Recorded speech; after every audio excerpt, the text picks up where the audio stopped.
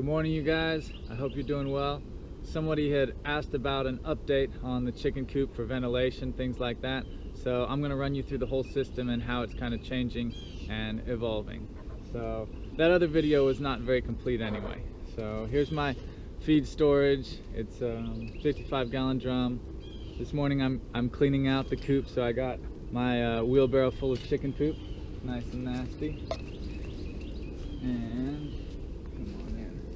So what I've been finding is that they really only are in this coop to sleep, and so it is all just poop in the corner under the roost bars. It's making me even consider taking down this whole station. When I first built it, I had thought about a dust bath underneath.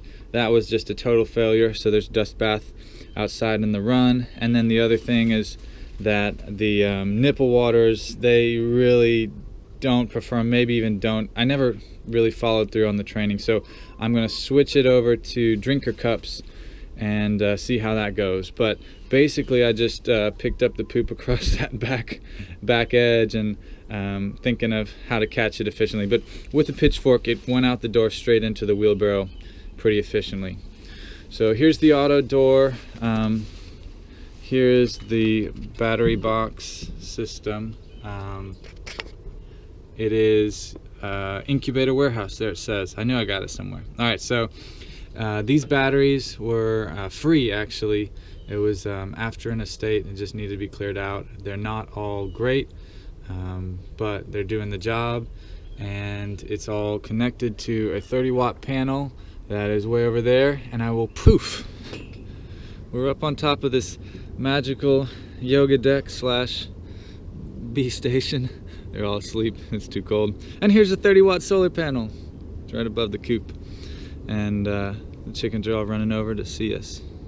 All right, so the other thing in here was this this automatic feeder system, and this is a good one. I think I like it. I think I'm going to do another one outside, but it's real simple, and I made a YouTube video on it on the old channel, so you should check that out. I think I can put it up there. And so yeah, so they do eat out of this. I see them every night before they go to bed. They eat out of that one. So that's kind of it. Oh, ventilation, right. So they all sleep across the back for now, and I have the wood walls on the sides for the winter.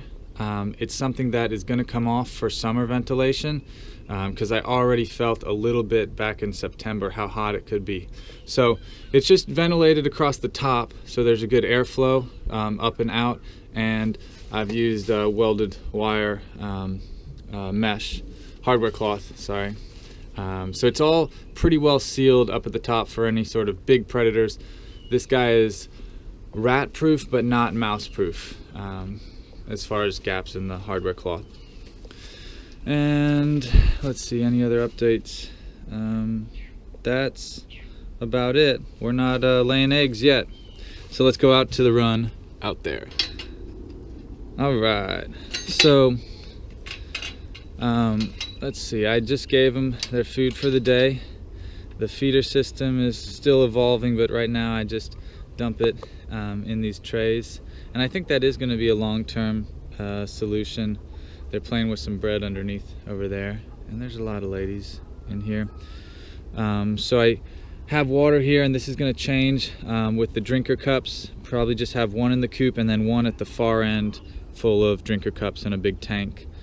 This is my trash tube that I fill up, because these chickens unearth all of the little bits of trash that are in the leaves that I bring in.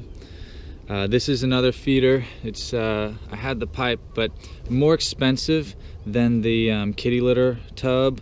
This one, because of this part, was like $8 for craziness, and then I had to buy this part. It ended up being almost $20. Even though I had this piece for free in the cap, it still was expensive. But they have been eating out of it. I see them pulling it out, and it's just their regular feed, and that's going to be keeping water out. So there's a PVC auto feeder version, and then they of course love their cabbage. I just put it on and they're getting into it. So now that they've gorged themselves, they're just hanging out, doing chicken things. Hey ladies. Oh, so funny story this morning. I had left the doors to the run open, and so when I pulled in, they all ran out of the woods from behind me and startled me. So over here, let's see, this is where I'm gonna put the new water tank with the drinker cups. They do like this perch. I see them up there during the day. You know, just a cool place to hang out. This auto feeder is just filled with calcium eggshell grit, and then they got some broccoli there, and this is the other feeder station. So the plan is to put another kitty litter tub here to just give them an auto feeder.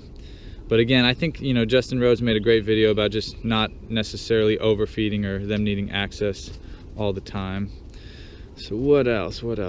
They like to dig around and make compost. You see they're mixed. So here we got, well, these are the 3 new and 2 new.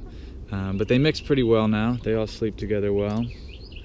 And they're all like, who are you talking to? You're not talking to us. So they've got a little tunnel, super shaded spot. They sometimes hang out there during the day. And then this was their wonderful dust bath that full with diatomaceous earth and everything, and they don't care for it at all. They end up making them like under the chairs or in random places.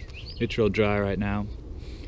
And then this, so I've actually had some not so great looking poops from some of the birds, and I found this out yesterday, and my project this morning is to fix it. They're eating the heck out of styrofoam. So look under there. And yeah, I think it might be affecting them. So I'm gonna block that off. I'm gonna cut a board and put it underneath.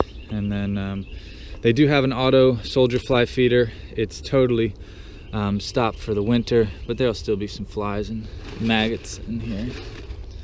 Well, I'd have to grab a stick. But anyway, black soldier flies kind of stop this time of year. But that's what these 2 are for, just black soldier flies. So I can bring in their poop goes into that one, and then the black soldier fly larvae just dump out the side. That'll be during the summer. It'll be real active, and food waste. They both can process a lot, and hopefully the chickens will just love hanging out underneath it. That's the plan.